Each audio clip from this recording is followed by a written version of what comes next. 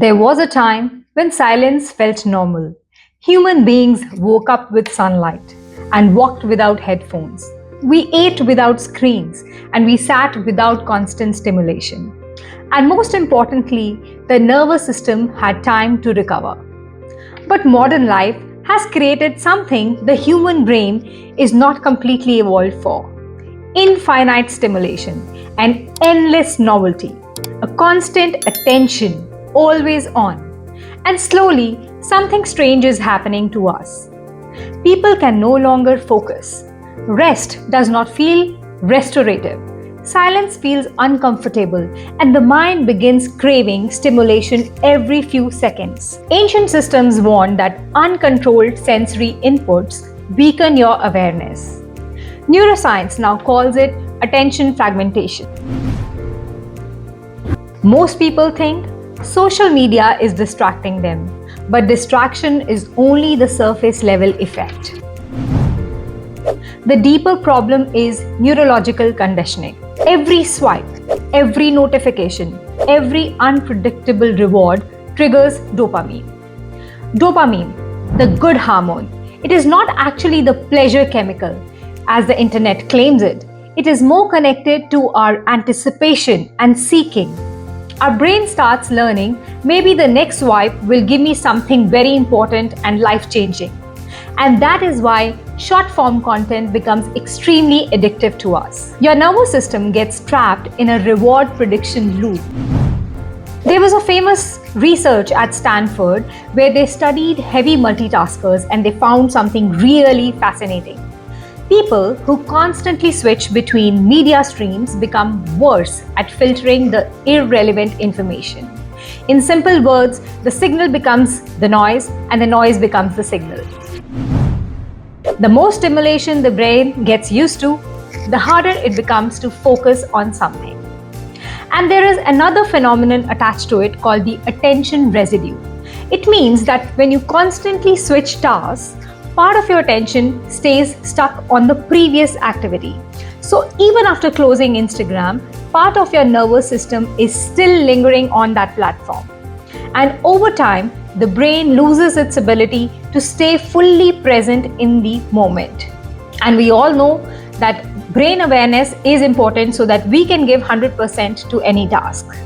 Let's take a simple test. It's called an 8-minute test. Try something today. Sit alone for 8 minutes. No phone, no music, no podcast, no stimulation, no books even. Just silence and observe what happens. Most people today feel discomfort even within seconds, not because silence is painful, but because the nervous system has become so dependent on stimulation. Thousands of years ago, yogic systems already understood this.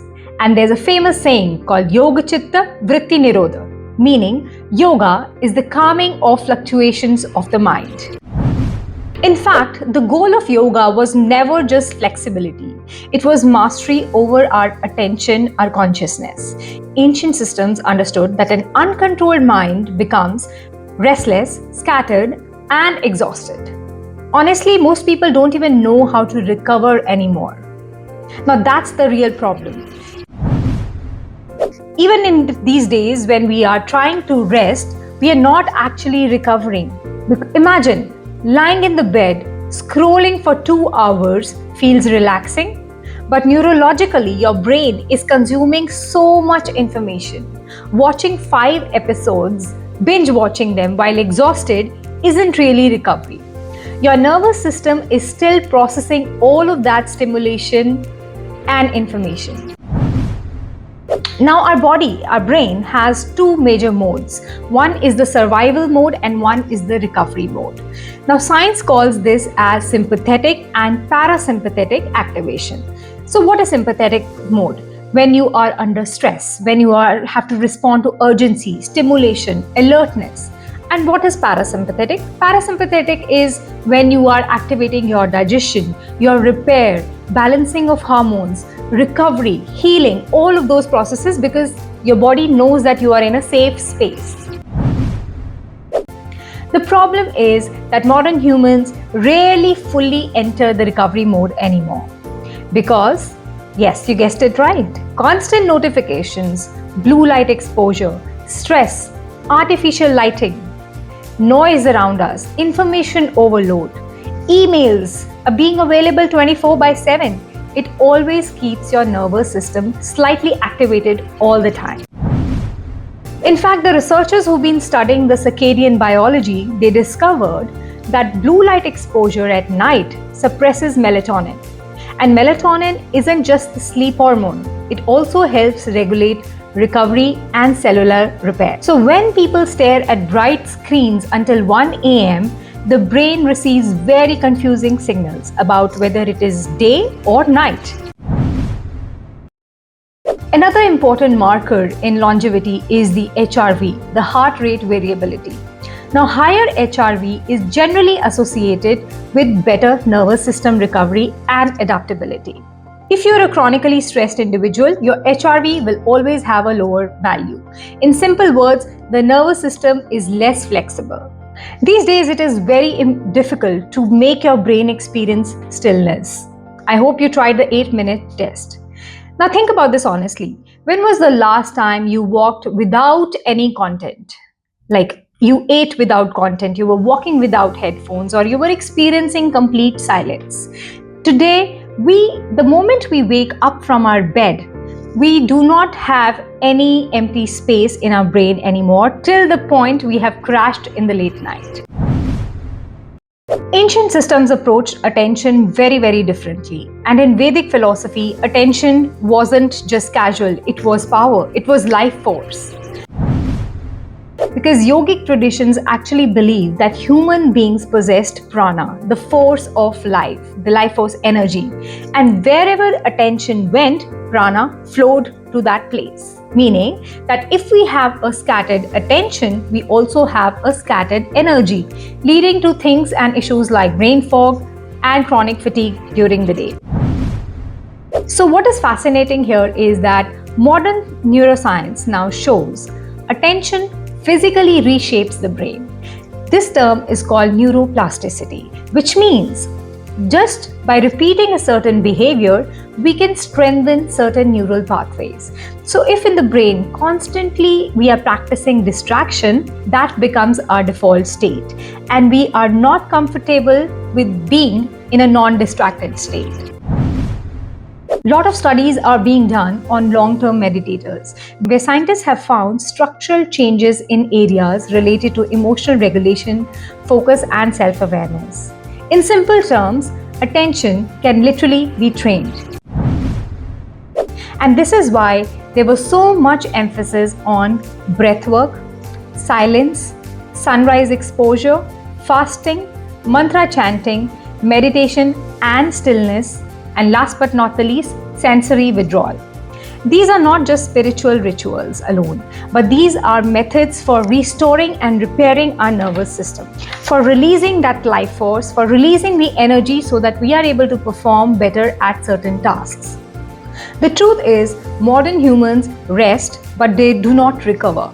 Because scrolling exhaustively isn't recovery. Doom scrolling in bed isn't recovery.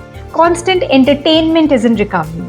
Recovery requires silence, deep sleep, breath, safety, sunlight, and uninterrupted stillness. Ancient systems understood this long before we started doing experiments on neuroscience.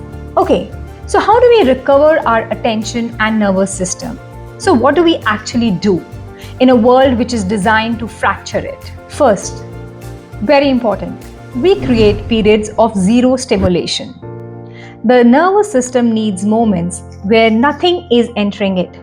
No content, no noise, no information, no books, no music, no audios, no headphones.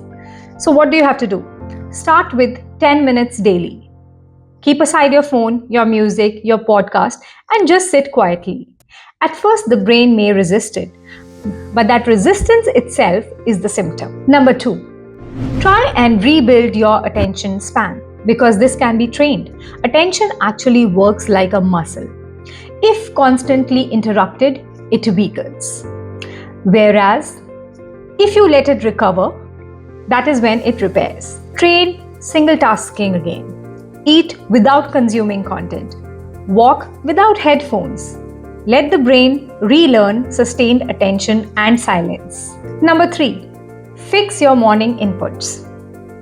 One of the worst modern habits is checking the phone immediately after waking. And what's the first thing? Either social media or news. Within seconds, the nervous system enters into the reaction mode. For the first 20 to 30 minutes after waking up, avoid any notifications, avoid any social media, avoid overload of information. Let your own mind wake up first to be ready to receive the world. Don't force it by consuming this content just after waking up. Number 4. Use breath to signal safety to your body. Now, our pranayama systems understood something that neuroscience is now reconfirming, that breathing patterns influence the nervous system state. Try this. Inhale slowly for 4 seconds. Exhale for 6 seconds. Always the exhale should be longer than the inhale, and repeat this for 5 minutes.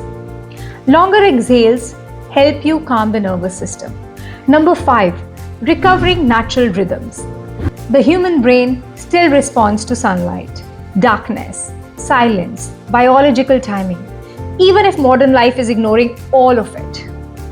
So what do you have to do practically?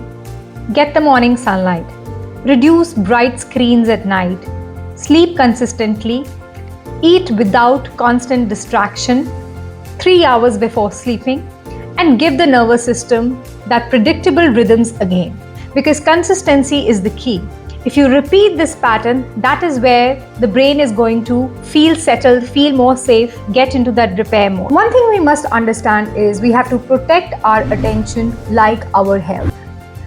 Modern culture treats attention very casually, but ancient systems treated this in a very sacred fashion. And maybe they were right, because whatever controls your attention eventually is going to shape your thoughts, emotions, and your identity in life. The real danger of modern overstimulation is not just shorter attention spans, it's that human beings slowly lose the ability to be fully present. And once the attention is so fragmented, awareness becomes fragmented. And distracted populations are very easy to exhaust, to manipulate, and to control. Ancient wisdom never really claimed that the mind should be empty, only that it should belong to you. Maybe the real well-being is not about consuming more information, but recovering the ability to sit calmly inside your own awareness. Because in a world which is competing for your attention, the ability to remain conscious may become humanity's rarest skill. If this perspective changed the way you see your mind and your nervous system, subscribe to our YouTube channel. We explore the hidden connection between ancient intelligence, neuroscience, consciousness, longevity, and human performance. And if someone came to your mind while watching this, please send this video to them, because most people still don't realize what modern stimulation is doing to the human brain.